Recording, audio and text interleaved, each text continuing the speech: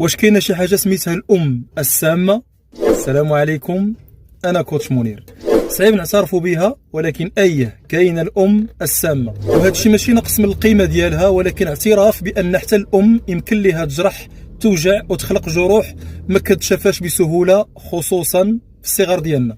يمكن تكوني كبرتي في دار كلها نقد ولوم وما فيهاش حضن دافئ ولا كلمه طيبه، واليوم باقيه كتقاتلي مع ذكريات الطفوله، مع الاحساس بالذنب ومع واحد الصوت داخلي كيقول لك ما نسمحش ليها.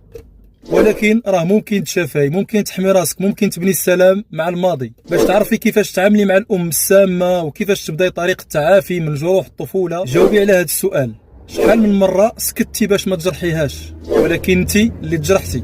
بغيتي ديري اول خطوه نحو الشفاء، خليني نعاونك نكتشفوا الطريق مع بعضياتنا. شاركينا القصه ديالك او سولي اي سؤال وانا هنا معاك خطوه بخطوه.